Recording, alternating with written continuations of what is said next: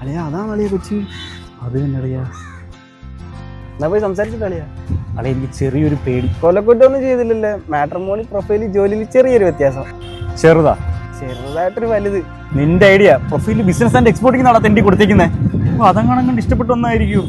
അളിയ നീ ഇതുകൂടി പൊളിക്കരുത്. വലിയ സന്തോഷത്തിന് വേണ്ടി ചെറിയ കള്ളത്തിലൊക്കെ പറയാം. നീ പോയിട്ട് വരാം അല്ലേ? ടീഷർട്ട് കൂടെ ഇട്ടു.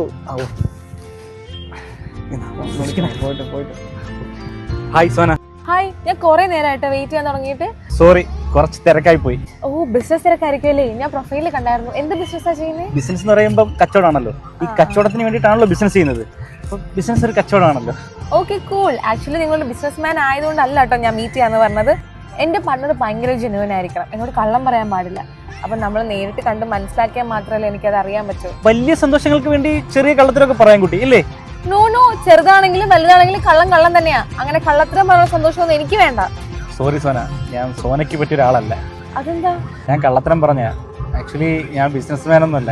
ഞാൻ ഈ ഡെലിവറി പണിയാക്കിയായിട്ട് ഇങ്ങനെ നടക്കുക. തന്നെ പോലെ ജെന്യൂൻ ആയിട്ടുള്ള ഒരാൾക്ക് എന്നെ പോലെ ഒരാളെ ആവശ്യമില്ലല്ലോ. അപ്പോൾ കണ്ടതിൽ സന്തോഷം. ഹലോ. പ്രൊഫൈലിൽ പ്രൈവറ്റ് ജോലി എന്നുണ്ട്. ഇതെന്താ പ്രൈവറ്റ് ജോലിയല്ലേ? അത് ശരിയാണ്. ഞാൻ നേരത്തെ പറഞ്ഞില്ലേ, ഞാൻ തന്റെ പ്രൊഫൈലിലെ ബിസിനസ് ഒന്നും കണ്ടിട്ടല്ല മീറ്റ് ചെയ്യാന്ന് പറഞ്ഞത്. പാർട്ണർ ജെന്യുവൻ ആയിരിക്കണം. എനിക്ക് അത്രേ ഉള്ളൂ.